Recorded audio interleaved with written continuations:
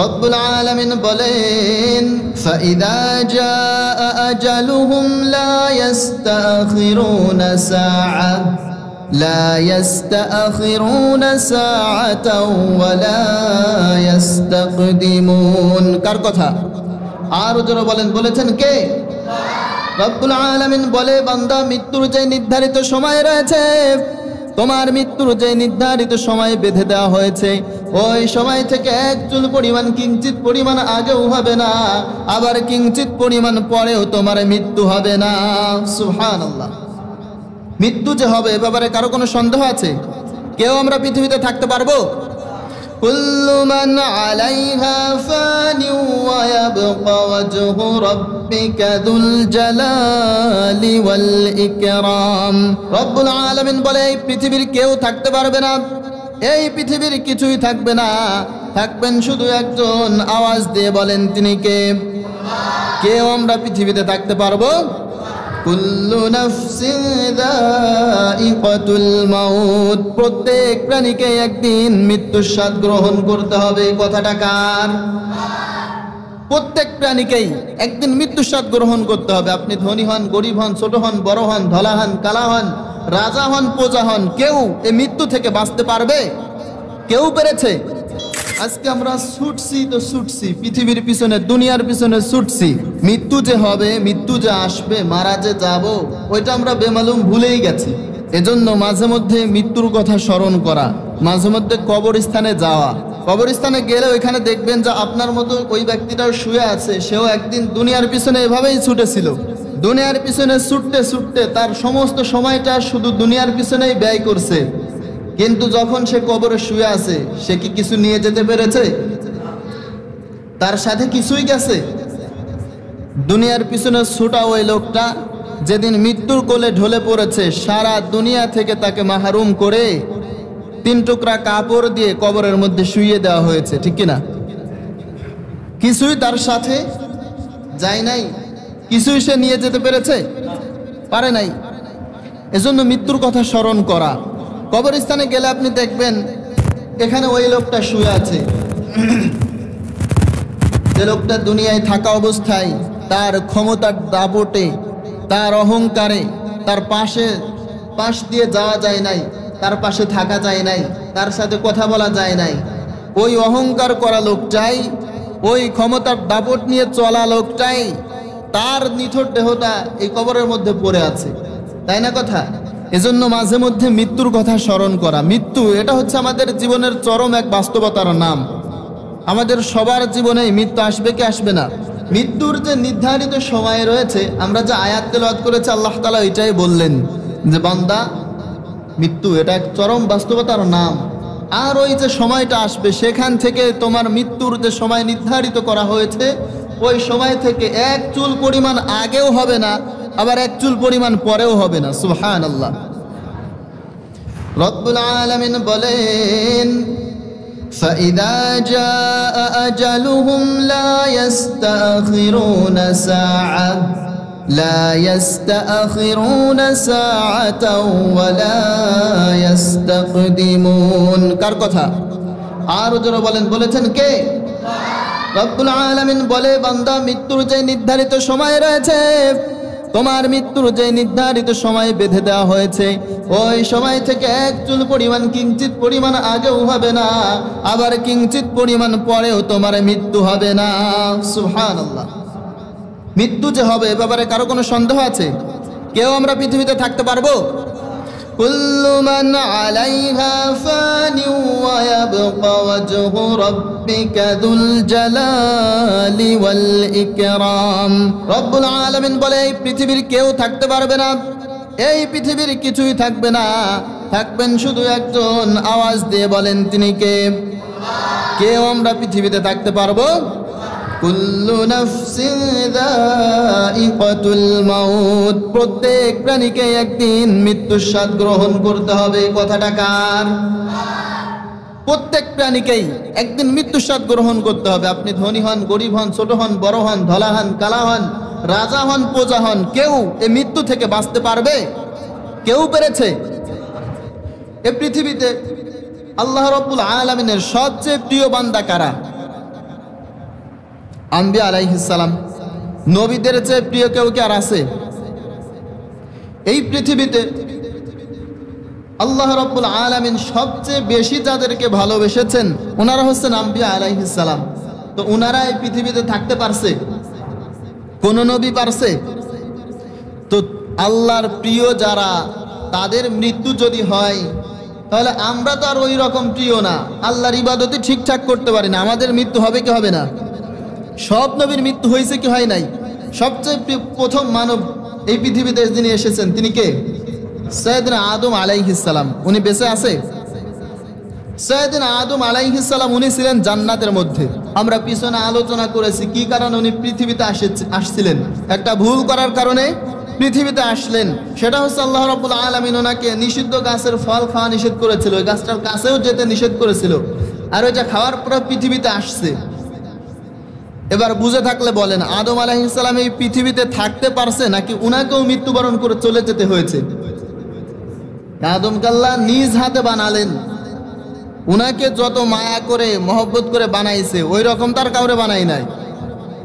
তো উনিও কি থাকতে পারছে? সাইয়েদনা আদম আলাইহিস সালাম পৃথিবীতে আসলেন, পৃথিবীতে এসে থাকতে শুরু করলেন। দিন গড়িয়ে বছর আসে, বছর যায় বছর আসে, ঠিক 940 বছর পরে সাইয়েদনা মালাকুল মাউত এসেছে। মালাকুল মাউত এসে বললেন, আলা মালাকুল মাউত, আমি মৃত্যুর ফেরেশতা, উক্কিলা বিকুম, আল্লাহ রাব্বুল আলামিন আপনাদের মৃত্যুর জন্য আমাকে সৃষ্টি করেছে, আমাকে দায়িত্ব দিয়েছে, আপনার রূহ কবজ করার জন্য এসেছি, তৈরি হয়ে যান, প্রস্তুত হন, আপনার রূহ কবজ করার জন্য আসছি। সাইয়েদনা আদম আলাইহিস সালাম জানতেন যে উনি দুনিয়ার মধ্যে হায়াত পাবে 1000 বছর। কয় বছর? কিন্তু হয়েছে 940 বছর, বাকি আছে কয় বছর? 60 বছর বাকি। আদম আলাইহিস সালাম বললেন, এখনো 60 বছর বাকি, পরে আইসো। মালাকুল মাউত বললেন, আপনি জান্নাতের রূহের জগতে আপনার সন্তান সাইয়েদনা দাউদ আলাইহিস সালামকে দিয়েছিলেন কয় বছর? আদম আলাইহিস সালাম উনি যখন রূহের জগতে ছিল, ফেরেশতারা ওনার সামনে সব রূহকে দেখাচ্ছে, তো একটা রূহকে দেখে ওনার মারাত্মক ভালো লেগেছে, ওইটা হচ্ছে দাউদ আলাইহিস সালামের রূহ।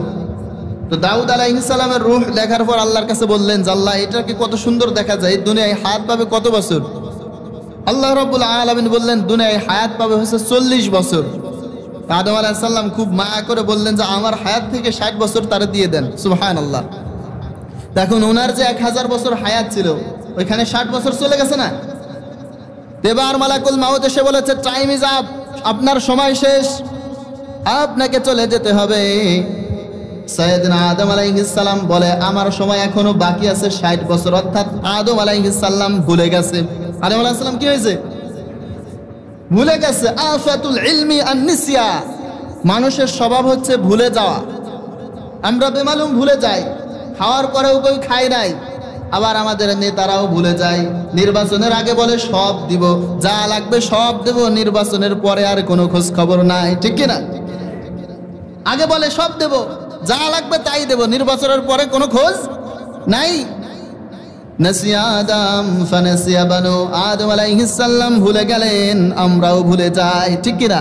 অনেক সময় দেখবেন যে মনে থাকে না, খাওয়ার পরেও কই খাই নাই, দেওয়ার পরেও কই দেই নাই, নেওয়ার পরেও কই নেই নাই। আদম আলাইহিস সালাম ভুলে গেলেন, ফানাসিয়া বানু, আদমের সন্তানরাও কি হয়? ভুলে যায়। আদম আলাইহিস সালামের কাছে এসে যখন মালাকুল মাউত ফিরে গেলেন, আল্লাহর কাছে কি বললেন? আল্লাহ, আদম বলে সে নাকি 60 বছর দেই নাই, আরো 60 বছর তার বাকি আছে। আল্লাহ বললেন, আদম আলাইহিস সালামের জন্য 1000 বছর আমি রেখেছিলাম রে মালাকুল মাউত। সুবহানাল্লাহ পড়বেন না? 1000 বছর পরে সাইয়েদনা আদম আলাইহিস সালামের মৃত্যু হয়ে গেল, তার রূহ কবজ করা হয়ে গেছে। আদম আলাইহিস সালাম থাকতে পারছে? ওনার পরের নবী ইদ্রিস আলাইহিস সালাম, উনি থাকতে পারছে? ইদ্রিস আলাইহিস সালামের মৃত্যু বড় আজীব এক কায়দায় হয়েছে। ওয়া রাফা'নাহু মাকানান আলিয়্যা, ওনার মৃত্যু জমিনে হয় নাই। সুবহানাল্লাহ। ইদ্রিস আলাইহিস সালামের মৃত্যু হয়েছে 4র্থ আসমানে।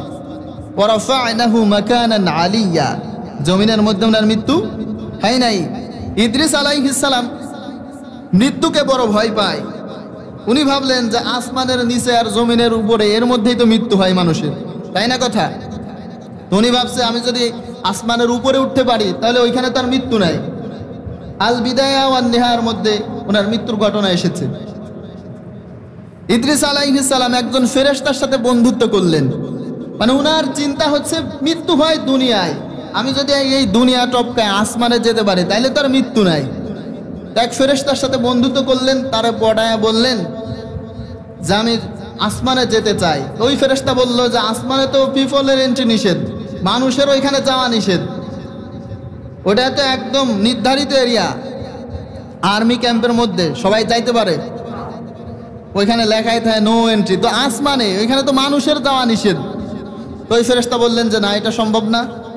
ইদ্রিস আলাইহিস সালাম নাসর বান্দা, ওনার তো ওইখানে যাইতেই হবে। বললেন যে তোমার যে ফেরেশতাদের পাখা আছে, পাখার মধ্যে লুকায় আমারে নিয়ে যাও। তো ইদ্রিস আলাইহিস সালামের সাথে বন্ধুত্ব যখন হয়েছে, কথা যখন শুনে না, নিয়ে গেলেন। এবার প্রথম আসমানের দ্বার রক্ষী যে ফেরেশতারা, ওই ফেরেশতারা জিজ্ঞাসা করছে কি ব্যাপার, তোমার আসতে এত দেরি হইল কেন? তখন অনেক কিছু বুঝায়া কথার চাতুরতা দিয়ে প্রথম আসমান থেকে পার হয়ে গেছে। প্রথম দরজা যখন পার, পরের গুলো তেমনি পার হয়ে যায়, তাই না কথা? আপনি একটা গেট দিয়ে ঢুকবেন, এখানে 8-10টা গেট আছে, প্রথম দরজা যখন পার হয়েছেন বাকিগুলোর আর সমস্যা আছে? বাকি দরজায় যেয়ে তো আপনি এটা এমনি বলতে পারবেন যে প্রথমটাই আমার সমস্যা হলে ছাড়ছে, তাই না কথা? ইদ্রিস আলাইহিস সালাম যখন চতুর্থ আসমান, আল্লাহ রাব্বুল আলামিন মালাকুল মাউতকে বললেন মালাকুল মাউত দে দৌড়। ইদ্রিস আলাইহিস সালামের রূহ কবজ করো চতুর্থ আসমানে।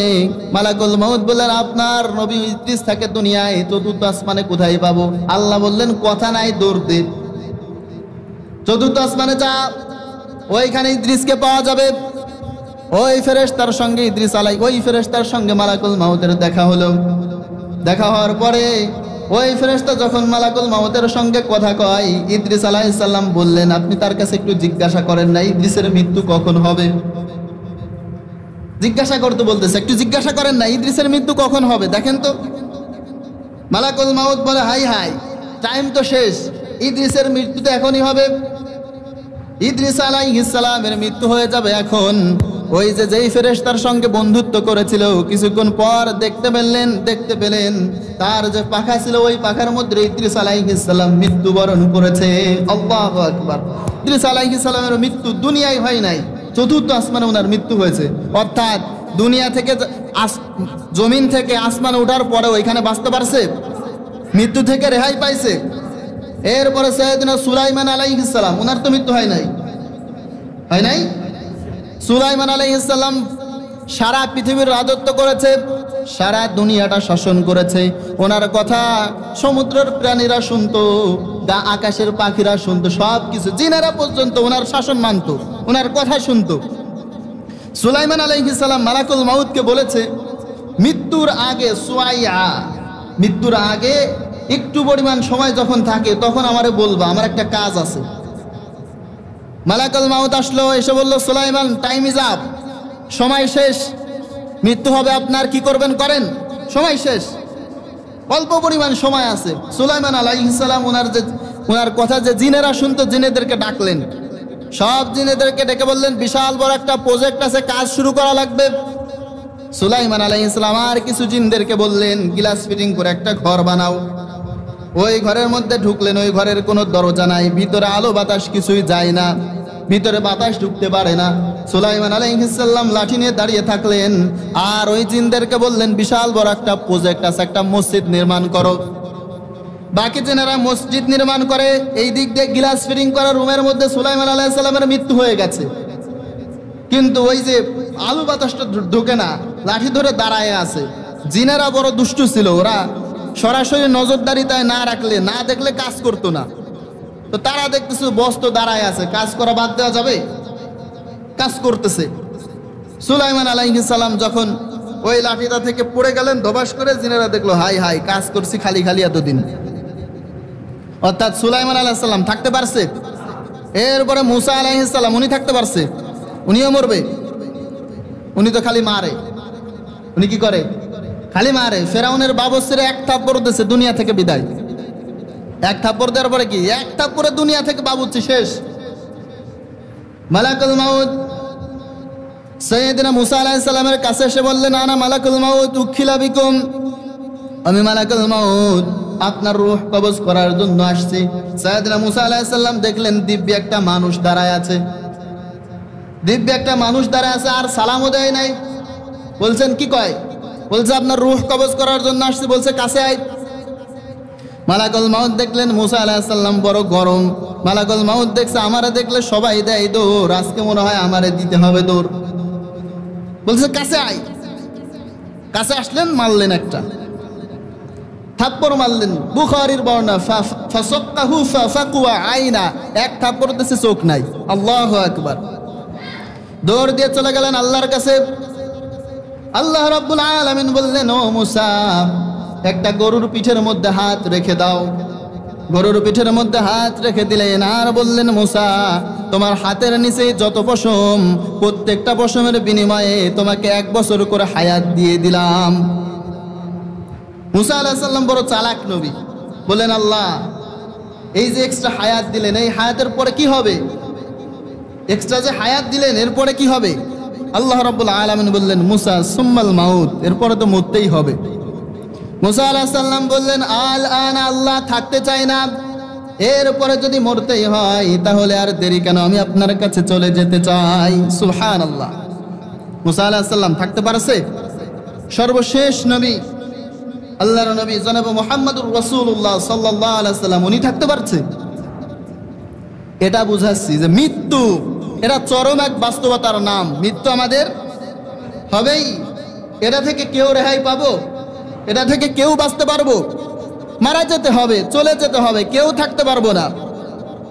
আল্লাহর নবী বিশ্ব নবী জনাব মুহাম্মদুর রাসূলুল্লাহ সাল্লাল্লাহু আলাইহি ওয়াসাল্লাম ইন্তেকালের পূর্বে ভয়ঙ্কর জ্বরে আক্রান্ত হলেন। হাঁটতে পারে না, কথা বলতে পারে না, মারাত্মক জ্বরে আক্রান্ত হলেন, চলতে পারে না। 2 জন সাহাবার কাঁধের মধ্যে ভর করে মসজিদে নববীতে গেলেন জুমার নামাজ পড়ানোর জন্য। জুমার নামাজের খুতবার মধ্যে ওই দিন খুতবা দিতে গিয়ে বললেন, আল্লাহ রাব্বুল আলামিন এই পৃথিবীতে তার এক বান্দাকে পৃথিবীর সব সম্পদ দিতে চেয়েছিল, কিন্তু সেই বান্দা সেইটাকে উপেক্ষা করে, সেইটা গ্রহণ না করে আল্লাহ রাব্বুল আলামিনের দিদারকে আরো বেশি পছন্দ করে নিয়েছে। এ কথা সমস্ত সাহাবারা বুঝতে পারল না, কিন্তু আল্লাহর হাবিবের বয়োবৃদ্ধ এবং জ্ঞানবৃদ্ধ সাহাবা সাইয়েদনা আবু বকর রাদিয়াল্লাহু আনহু এই কথাটা শোনা মাত্র মুহূর্তের মধ্যে হু হু করে কান্না শুরু করলেন, ধা ধা করে চোখের পানি ছেড়ে দিলেন। অন্যান্য সাহাবারা জিজ্ঞাসা করে, কি ব্যাপার আবু বকর, তুমি কেন কান্না করো? আল্লাহর হাবিব কার না কার কথা বলেছেন, তুমি কেন কান্না করো? সাইয়েদনা আবু বকর রাদিয়াল্লাহু আনহু বললেন, তোমরা বিশ্ব নবীর কথা বুঝতে পারো নাই। আল্লাহ তো তার হাবিবকে এই পৃথিবীর সব সম্পদ দিতে চেয়েছে, আর সেটাকে তিনি উপেক্ষা করে আল্লাহর দিদারকে পছন্দ করবেন। অর্থাৎ আমরা নবী থেকে এতিম হয়ে যাব, আল্লাহর হাবিব দুনিয়া থেকে বিদায় হয়ে চলে যাবেন। ভয়ঙ্কর জ্বরে আক্রান্ত হলেন। মৃত্যুর আগের দিনও নবী করিম সাল্লাল্লাহু আলাইহি ওয়াসাল্লাম মাগরিবের নামাজের ইমামতি করেছেন। মাগরিবের নামাজ পড়িয়ে বাসায় যখন গেলেন, ভয়ঙ্কর জ্বরে আক্রান্ত, একবার হুশ আসে তো আবার বেহুশ হয়ে যায়। এশার নামাজের সময় হয়ে গেল। আল্লাহর হাবিব সাইয়েদনা আয়েশা রাদিয়াল্লাহু আনহাকে বললেন, আয়েশা পানি নিয়ে আসো, ওযু করব আমি। আল্লাহর নবী সাল্লাল্লাহু আলাইহি ওয়াসাল্লাম ওযু করলেন এশার নামাজ পড়ানোর জন্য। ওযু করার পরে আবার বেহুশ হয়ে পড়ে গেলেন। হুশ ফিরে আসে না। কিছুক্ষণ পরে জ্ঞান ফিরে আসার পরে আবার বললেন, আয়েশা পানি নিয়ে আসো। আল্লাহর হাবিব সাল্লাল্লাহু আলাইহি ওয়াসাল্লাম পানির পাত্রের মধ্যে, ঠান্ডা পানির মধ্যে হাত দিয়ে মুখের মধ্যে বলায়, মুখের মধ্যে হাত মাসে করতে থাকে, আর বললেন, আয়েশা ইন্না লিল মাউতি লাসাকরাত, মৃত্যুর কি যন্ত্রণা। ও মিয়া আল্লাহর নবী, বিশ্ব নবী, তারও যদি মৃত্যুর যন্ত্রণা হয়, আমাদের মৃত্যুর সময় যন্ত্রণা আছে না নাই?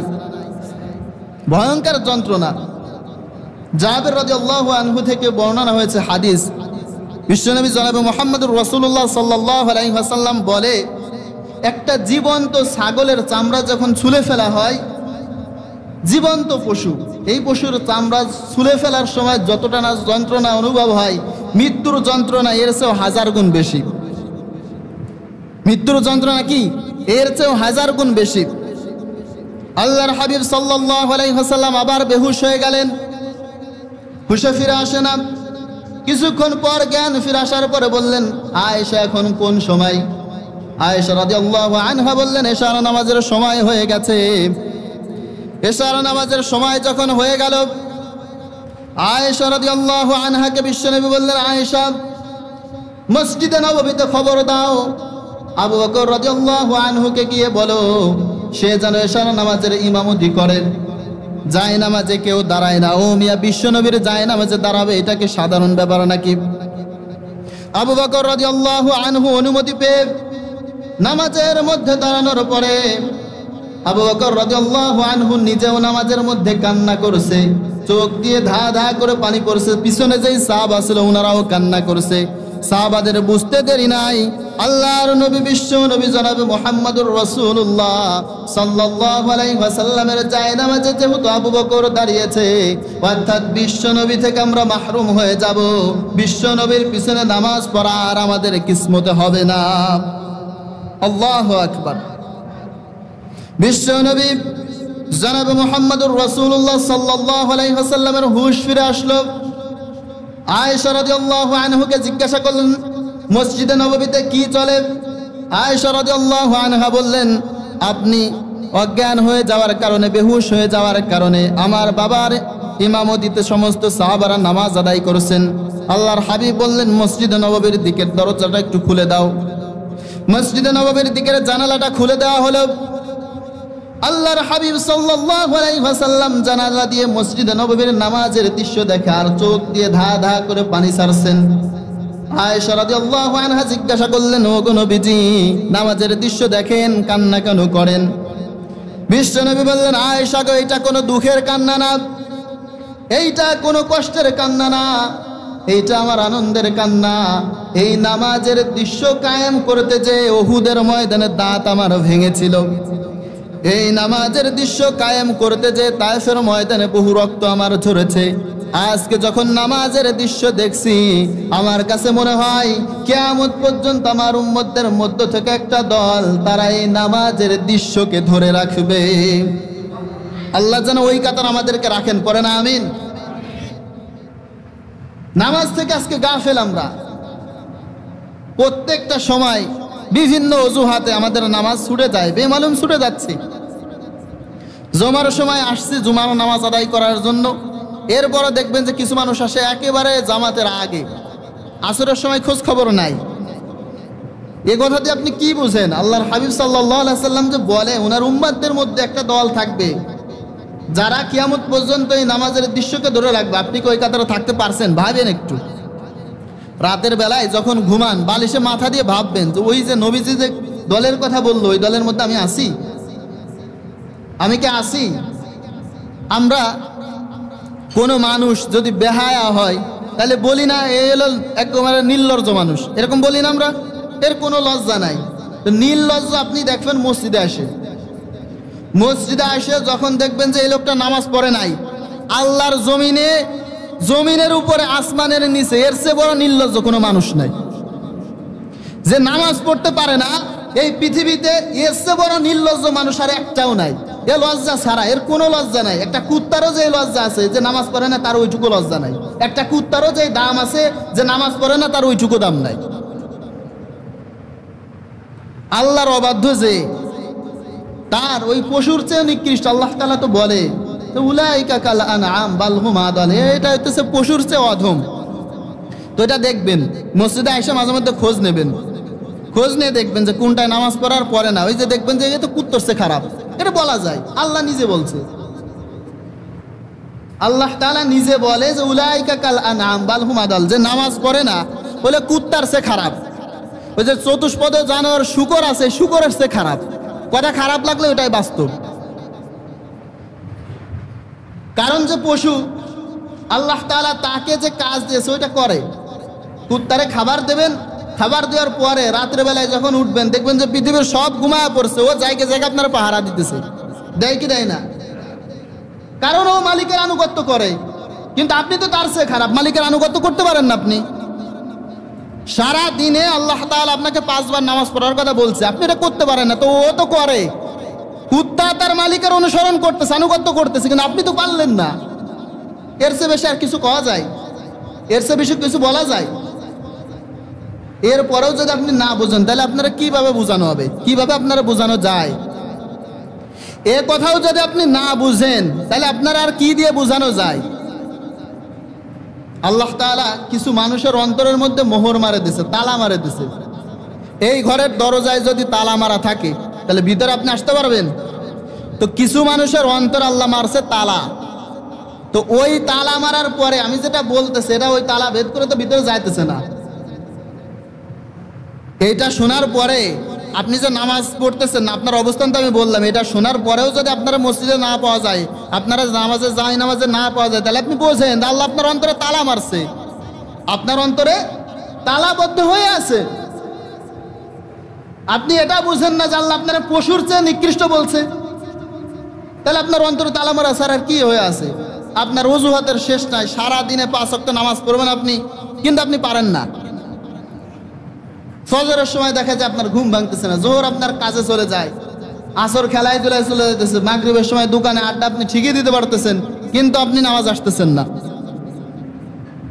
নজরুলের কবিতা আপনারা পড়ছেন যে ঘুমাইয়া কাজা করেছো ফজর, তখনও যাওনি যখন জোহর, খেলাই খেলাই কেটেছে আসর, মাগরিবের ওই শুনিয়া যান, এখনো জামাতে ফাওরে শামিল, এখনো এর সাথে আছে স্থান। আছে না? তা আপনি প্রত্যেকটা সময় বিভিন্ন অজুহাতে আপনার চলে যাইতো। যেটা বললাম এটা আমি বলতে চাই না, কিন্তু এর চেয়ে বেশি আর বলাও তো যায় না। এভাবে বললেও যদি আপনার কাজ না হয় তাহলে কিভাবে বললে কাজ হবে আল্লাহ মাহবুদ সেই জানে। আল্লাহর হাবিব সাল্লাল্লাহু আলাইহি ওয়াসাল্লাম মসজিদে নববীতে নামাজের দৃশ্য দেখে বললেন, আমার কাছে মনে হয় কিয়ামতের আগ পর্যন্ত আমার উম্মতদের মধ্য থেকে একটা দল থাকবে, তারা মালাকুল মাউত আপনার সাথে কথা বলতে চাই। সাইয়েদনা মালাকুল মাউত সালাম দিলেন, আসসালামু আলাইকা ইয়া আকরাউকা সালাম। ও গো আল্লাহর নবী, আল্লাহ রাব্বুল আলামিন আপনাকে সালাম জানিয়েছেন। আর সালাম জানানোর পর আল্লাহ রাব্বুল আলামিন বলেছেন, আমি আপনার রূহ কবজ করার জন্য এসেছি, কিন্তু আল্লাহ রাব্বুল আলামিন আসার আগে আমাকে বলে দিয়েছেন আমার নবীর কাছ থেকে অনুমতি নিয়ে নিও। বিশ্বনবী বললেন, মালাকুল মাউত অনুমতি যদি না দেই, পারমিশন যদি না দেই কি হবে? সাইয়েদনা মালাকুল মাউত বললেন, ইয়া রাসূলুল্লাহ, আল্লাহ রাব্বুল আলামিন বলেছে অনুমতি যদি না পাও ফিরে এসো। কথা বুঝেন? অনুমতি যদি না পাও আল্লাহ তাআলা বলেছে ফিরে এসো। এ নবীর স্ট্যাটাস দেখেন, এ নবীর মর্যাদা দেখেন। মৃত্যুর আগে আয়েশা রাদিয়াল্লাহু আনহাকে ডেকে বললেন, আয়েশাকে ওই যে স্বর্ণের 6টা টুকরা ছিল ওইটা এতিম দরিদ্রদের মধ্যে দান করে দাও। আমি বিশ্বনবী আমার ঘরের মধ্যে স্বর্ণ রেখে মৃত্যুবরণ করবো, এটা হতে পারে না, দান করে দাও। কথা বুঝছেন? স্বর্ণের ছোট্ট ছোট্ট 6টা টুকরা। ওই যে প্রথমে তো বললাম যে দুনিয়ার পিছনে আমরা ছুটছি তো ছুটছি, আর শেষ নবী মদিনার রাষ্ট্রের প্রেসিডেন্ট, মদিনার রাষ্ট্রের সরকার বলতেছে যে আয়েশা ওই যে স্বর্ণের যে 6টা টুকরা ছিল ওইগুলা দান করে দাও। ওমর রাদিয়াল্লাহু আনহু একবার বিশ্বনবীর ঘরের মধ্যে ঢুকেছে, ঢুকে বাচ্চা শিশু যেভাবে কান্না করে ওইভাবে কান্না করতেছে। বিশ্বনবী ঘুমায় আছে, ঘুম ভেঙে দেখলেন যে ওমর দাঁড়ায় দাঁড়ায় কান্না করে। জিজ্ঞাসা করলেন, কি ব্যাপার, কি হয়েছে তোমার, কান্না কেন করো? ওমর রাদিয়াল্লাহু আনহু বললেন যে আমি আপনার দৃশ্য দেখে কান্না করি। আমরা তো রোমে যাই, আমরা তো পারস্যে যাই, আমরা তো সিরিয়ায় যাই, অথচ তাদের রাজা বাদশারা কি আলিশান প্রসাদে থাকে, তাদের অবস্থা কত ভালো, আর আপনি মদিনার রাষ্ট্রের সরকার। ইয়া রাসূলুল্লাহ, আপনার দৃশ্য দেখে আমি কান্না করি। আপনি খেজুরের মাদুরের উপরে শুয়ে আছেন, আপনার পিঠের মধ্যে দাগ পড়ে আছে, আপনি আমাকে অনুমতি দেন আমি আপনার জন্য একটা তোশক বানায় আনি। আল্লাহর হাবিব বললেন, ওমর আমরা তো দুনিয়ার মধ্যে আরাম আয়েশ করার জন্য আসি নাই। আল্লাহর হাবিব সাল্লাল্লাহু আলাইহি সাল্লাম বললেন, আয়েশা ওই স্বর্ণের 6টা টুকরা দান করে দাও। ইন্তেকালের পূর্বে সাইয়েদনা মালাকুল মাউত যখন বিশ্বনবীর রূহ কবজ করে, ইন্তেকালের পূর্বে বিশ্বনবী সর্বশেষ কথা বলেছিলেন, আসসালাত আসসালাত আসসালাত ওয়া মা মালাকাত আইমানুকুম। আমার উম্মতেরা নামাজ নামাজ নামাজ, নামাজকে ছেড়ে দিও না, আর তোমার অধীনস্থ কর্মীদের সঙ্গে খারাপ আচরণ করো না। দেখেন শেষ সময়ে নাতিদের কথা বললেন না, মেয়ের কথা বললেন না, স্ত্রীদের কথা বললেন না, বললেন না রে আমার আলী কোথায়, রে আলী কোথায়, উমর কোথায়, আবু বকর কোথায়, কিচ্ছু বললেন না। বললেন আমার উম্মতেরা নামাজ নামাজকে ছেড়ে দিও না। যে কথা আমরা বললাম, এরপরেও যদি আপনি না বুঝেন, এটার গুরুত্ব না বুঝেন, তাহলে আপনারা কি দিয়ে বোঝানো হবে? আপনি তো চিন্তাই করে নেছেন যে আমি বুঝবো না, যা বলে বলুক, যা কয় কোক, সব আমি কান দিয়ে শুনবো, কিন্তু আমি বুঝবো না, আমি মানবো না, যা ইচ্ছা বলে যাক। নামাজের কথা এই পৃথিবীতে যত বেশি বলা হয়, অন্য কথা এত বেশি বলা হয়, এরপরও যখন আপনি মানেন না, তার মানে কি আপনি সিলেক্ট করে নেছেন, আপনি পশুর চেয়ে অধম অলরেডি হয়ে গেছেন, নিকৃষ্ট হয়ে গেছেন, যা আপনার আমার যা বলে বলুক আমি মানবো না, আমি শুনবো না, বলার ইচ্ছা বলে যাক। আমার কাছে মনে হয় কেউ মন খারাপ করেন না, বাস্তব কথা যে বসমশীল লোকের যতটুকু লজ্জা আছে, আমার বাড়ি বসমশী বলে কইতেছিলে, চরমাকসামের লোকের অতটুকু লজ্জা নাই। এটা জাস্টিফাই করার জন্য আসরের নামাজ পড়বেন চরমাকসামে, আর মাগরিবের নামাজ পড়বেন বসমশী মসজিদে যায়, একদম বুঝে যাবেন। ওইখানে যারা আছে এরা বোঝে, আর আপনারা এখানে যারা আছেন তারা বোঝেন না, বিষয়টা তেমন না। ওইখানে যারা আছে তারা খায়, আপনারা যে খান না, বিষয়টা তেমন না। তো তাদের মসজিদে 2-3 কাজার মুসল্লি হয়, সবাই নামাজ পড়ে, ছোট বড়, আপনারা পারেন না, আপনারা তো তাদের চেয়ে নিকৃষ্ট, এটা বাস্তবতা। আপনি যাই দেখেন, আমি তো মাঝে মধ্যে নামাজ পড়ে, 2-3 কাতার মুসল্লি হয়, সবাই ছোট বড় সবাই নামাজ পড়তেছে, তা আপনারা তো মসজিদে পাওয়া যায় না। আপনি জুম্মার নামাজ পড়তে আসেন, আপনারা দেখলেই তো লজ্জা লাগে যে এই জুম্মার নামাজ আসছে ফাজলামি করার জন্য, তো ফাজলামি করে যাবে, আসরের নামাজের পাওয়া যাবে না। আবার ফাজলামি করার জন্য আসছে সবার শেষে, একদম নামাজ শেষে আসছে, নামাজ শেষে দেখবেন কিছু লোক আছে ফরজ নামাজ শেষ করেও বাইরে চলে যাবে, মানে ওরে এই 5-10 মিনিটের জন্য জোর করে মসজিদের মধ্যে বাঁধতে রাখছে, জুমার নামাজটা শেষ হয় না, শেষ হইলে আমি এখান থেকে বাইরে আমার যে শয়তান আমার উপরে ভর করছে, এই শয়তান আমার গাড়ির উপরে এমন ভাবে ভর করছে, মসজিদে আমি থাকতে পারতেছি না, আল্লাহর ঘরে আমার থাকা যায়, আর আমি এখন বেরিয়ে চলে যাবো।